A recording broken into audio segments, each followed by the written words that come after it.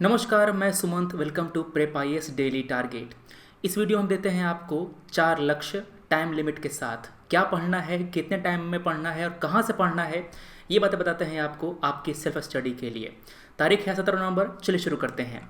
सबसे पहले जो क्लास 7th की नई एनसीईआरटी है उसको हम लोग कवर करेंगे। आज ये कंप्लीट हो जाएगा।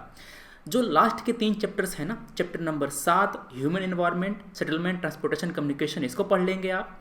Chapter number 8 and chapter number 9 पढ़ लेंगे आप। अब करेंगे क्या, सबसे पहले आप चैप्टर नंबर 9 कवर करना। 9 के बाद आप 7 पे आना, उसके बाद 8 पे आना, क्योंकि 9 में बताया गया है डिज़र्ट के बारे में, इकोसिस्टम के बारे में। ये चैप्टर नंबर 9 ज़्यादा इंपॉर्टेंट है। ठीक है, इसको पढ़ने के बाद 7 और 8 पढ़िएगा। समय मैंने दिया है आपको 2.5 घंटे का। 2.5 घंटे में ये पूरा आपको हो जाएगा कवर। इस बुक को ख़त्म करने के बाद आप पूरा चैप्टर रिवाइज कर सकते हैं एक वीडियो के ज़रिए। ये करीब 4 घंटे का वीडियो है। थोड़ा सा स्पीड बढ़ाना और दबा देना इसको। तो चैप्टर नंबर आपका जो क्लास 7 की ज्योग्राफी है ये पूरी कंप्लीट हो जाएगी। बस फ़ोन में ओपन करना और बैठ करके इसको देख लेना। किसी दिन संडे को चाहे किसी और दिन आप इसको रिवाइज कर लेना।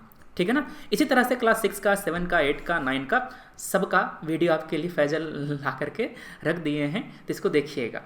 ठीक है, चलो अगला आंसर राइटिंग प्रैक्टिस। यहाँ पर मैं आपको रोज़ 2 सवाल देता हूँ। इन क्वेश्चन के ज़रिए हम अपने 2 टॉपिक को रिवाइज करते हैं, 2 टॉपिक को कवर करते हैं। पहले आप इन टॉपिक को पढ़ लेंगे, उसके बाद जवाब लिखेंगे। जवाब सबमिट कहाँ करना है, प्रेप आईएएस पीयर इवेल्युएशन, ये जो ग्रुप है यहाँ पर आप अपना आंसर सबमिट करेंगे। आपके आंसर को हम लोग रिव्यू करके रात के 8 बजे इसको डिस्कस करेंगे इसी चैनल पर। ठीक है ना। अपना आंसर आप रोज़ दोपहर 2 बजे के पहले अपलोड कर दीजिए, सबमिट कर दीजिए, ताकि मैं वीडियो बना सकूं, पीपीटी में आपका आंसर डाल सकूं। ठीक है, चलिए सवाल देखते हैं। पहला सवाल है हमारे पार्लियामेंट से संबंधित। हमारे संविधान में ये कहा गया है कि हमारे संविधान में जो हमारे दोनों सदन हैं, लोकसभा राज्यसभा, उनका ज्वाइंट सिटिंग बुलाया जा सकता है। आपको बताना है कि वो कौन कौन से ओकेजन हैं जहां पर ज्वाइंट सिटिंग बुला सकते हैं। पहला बात क्या है, वो कौन कौन से ओकेजन हैं उसको बता सकते हैं। तो आप इंट्रो में क्या लिखेंगे, आप इंट्रो में पहले ज्वाइंट सिटिंग के प्रोविज़न को बता देंगे कि हाँ ये प्रावधान, ये प्रोविज़न हमारे यहाँ है। इसके बाद कहेंगे कि इन फॉलोइंग केसेस जो हमारा सिटिंग है बुलाया जा सकता है। तो आप ओकेजन के बारे में बता देंगे। फिर पूछ रहा है कि वो कौन से ओकेजन हैं जहां पर ज्वाइंट सिटिंग नहीं बुलाई जा सकती, तो आप इस ओकेजन को लिस्ट कर देंगे। क्लियर बात है, ठीक है ना। और रीज़न के साथ पूछ रहा है आपसे, रीज़न के साथ बताना है आपको। सवाल है 15 मार्क्स का, आपका जवाब होना चाहिए 250 वर्ड उसके नज़दीक का। आंसर लिख के सबमिट कीजिएगा इसको। तो करें क्या ना कि पहले पार्लियामेंट का जो चैप्टर है लक्ष्मीकांत में, उसको खोल करके ज्वाइंट सिटिंग के बारे में पढ़ लेना।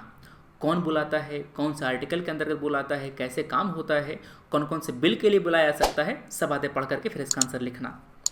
चलो अगला हमारा सवाल है लोकल सेल्फ गवर्नमेंट के ऊपर। कह रहा है कि what is the importance of local self government in a democracy such as India. तो पहले आप स्थानीय शासन का जो इंपॉर्टेंस है वो बता देंगे। इसका क्या इंपॉर्टेंस है आपने ये बता दिया। दूसरी बात, what do you think did the maker of संविधान did not give adequate importance to this subject. हमारे ओरिजिनल संविधान में पंचायती राज के बारे में बातें नहीं करी गई थी। क्यों नहीं करी गई थी? क्या संविधान निर्माताओं के अनुसार ये इंपॉर्टेंट सब्जेक्ट नहीं था? ठीक है ना। तो क्यों नहीं किया गया था, आपको यही बात बतानी है। क्लियर बात है। फिर अपने आंसर को कंक्लूड कर देंगे एक बढ़िया सा वे फॉरवर्ड दे करके कि कैसे रिफॉर्म किया जा सकता है, ये सब बातें। सवाल 15 मार्क्स का है, आपका आंसर 250 वर्ड इसके करीब होना चाहिए। ठीक है, तो ये बातें हो गई आपके आंसर राइटिंग की। आप करें क्या, पहला पार्लियामेंट में ज्वाइंट सेशन, दूसरा पंचायती राज संस्थान का जो चैप्टर है उसको पूरा पढ़ डालिएगा। ठीक है ना। तो ये बातें हो गई। आगे करंट अफेयर। करंट अफेयर में हम लोग सितंबर महीने का जो मंथली मैगजीन है विजन का, वो हम लोग कवर कर रहे हैं। इसका टॉपिक नंबर 3.4, 3.5, 3.6, ये 3 टॉपिक कवर कर लेंगे आप। मतलब कि इंडिया का जो एक्सपोर्ट है वो topic, ease of doing business ये topic, and production linked scheme PLI scheme, इसको कवर करेंगे। ठीक है, करीब 8-9 पेजेस हो जाएंगे, इनको आप पढ़ डालिएगा। मैंने टाइम दिया है आपको 1.5 घंटे का, 90 मिनट का हो जाएगा, केवल 3 टॉपिक 90 मिनट में। क्लियर है? चलो, तो आपका ज्योग्राफी चैप्टर किताब 7 की ख़त्म हो गई।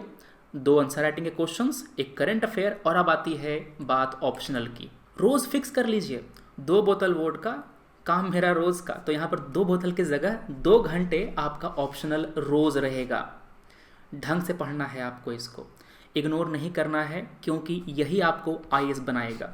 जीएस के जरिए आप केवल क्वालिफाई हो पाएंगे, मगर आईएएस का जो रैंक है ना, अंडर 90, वो आपका ऑप्शनल ही दिलाएगा। अगर आप 250-300 स्कोर कर देते हैं तो उससे बेहतर कुछ नहीं हो पाएगा। और ऑप्शनल में मार्क्स ज़्यादा उठते हैं, भयंकर मार्क्स उठते हैं अगर आप अच्छे से आंसर लिख करके आएंगे तो। इसको पूरा कर लीजिएगा।